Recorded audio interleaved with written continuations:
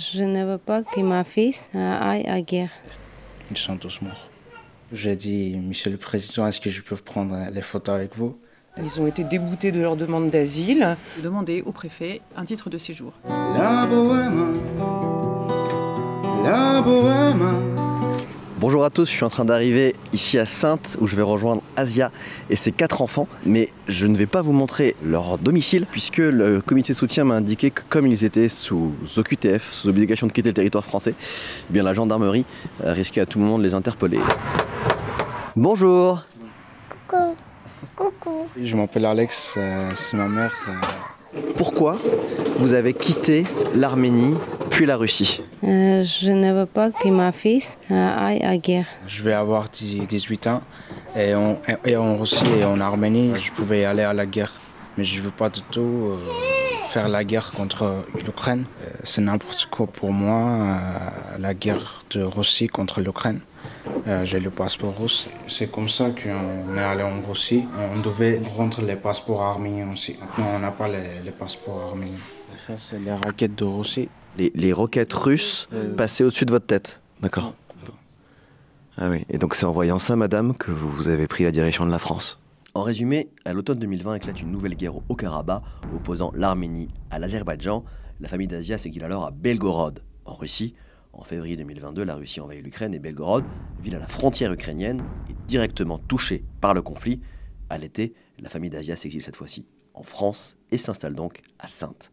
Quel souvenir vous gardez-vous de l'Arménie? La dernière souvenir, pour moi, c'est que mon cousin il est mort.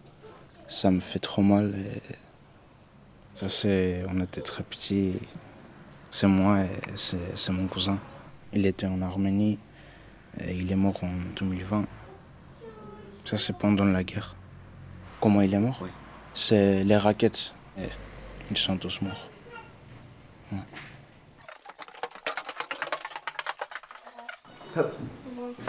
Qu'est-ce que c'est? Ça, c'est en Arménie.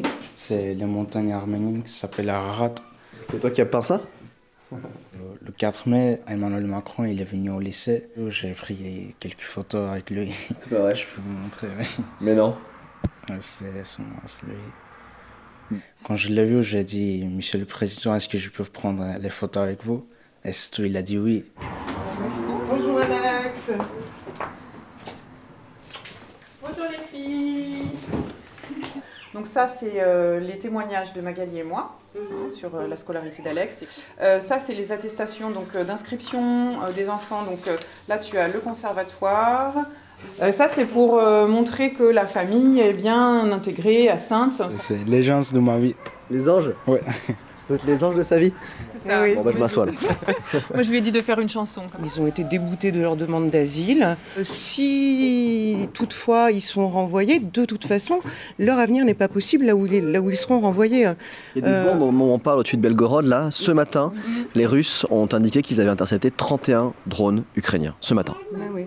Vous m'avez demandé de ne pas divulguer l'adresse de l'endroit où on est. Pourquoi? Bien parce qu'en fait, comme ils n'ont pas encore reçu d'OQTF, on ne voudrait pas préciser où aller les chercher, tout simplement. En fait, c'est comme s'ils étaient un peu dans les limbes. On ne leur a pas demandé de quitter le territoire français et ils n'ont pas le statut de réfugié. Donc voilà. Donc dans l'entre-deux, on nous a dit ce qui était possible de faire, c'était de demander au préfet un titre de séjour. Donc certainement à titre humanitaire, mais c'est la seule chose possible, c'est le préfet qui a leur sort entre ses mains. Allons voir le maire. Il n'y a pas eu de racisme anti-immigrants? Non.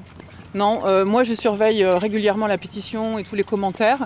J'ai dû en supprimer 2 ou 3 sur tous les commentaires. La couleur de la peau limite les commentaires négatifs.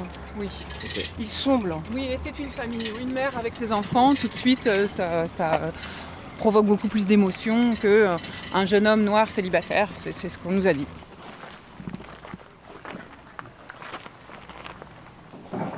Alors, comment ça va?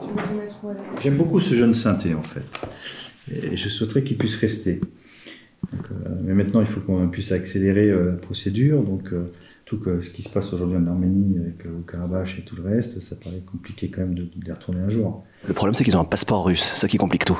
La vraie difficulté là, c'est qu'aujourd'hui c'est un passeport russe. De pouvoir obtenir un titre de séjour au titre de réfugié, ça paraît compliqué. Et retour en Russie veut dire guerre en Ukraine, parce qu'on a bien compris que Poutine envoyait les minorités au combat, parce que ça ne posait pas trop de problèmes. Donc c'est évident qu'on ne souhaite pas cette situation pour Alex et ni pour sa famille.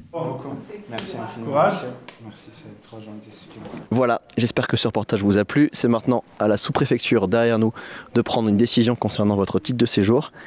Et avant de vous inciter à vous abonner à TF1 Info et de nous dire en commentaire ce que vous avez pensé de notre sujet, Alex, vous avez un petit cadeau pour nous. Ouais. J'aimerais chanter une chanson pour vous. Je voulais chanter Charles Aznavour, la bohème. D'origine, il est arménien et je connaissais d'avant.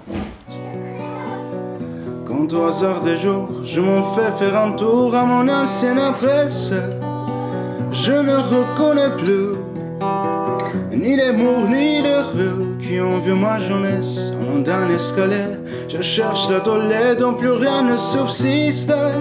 Dans son nouveau décor, mon matron semble triste et les lilas sont morts.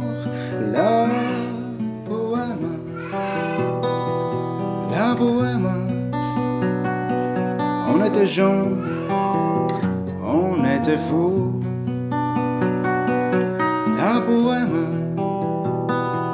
La bohème, ça ne veut plus rien dire du tout. Au revoir les filles.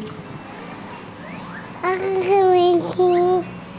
revoir les filles.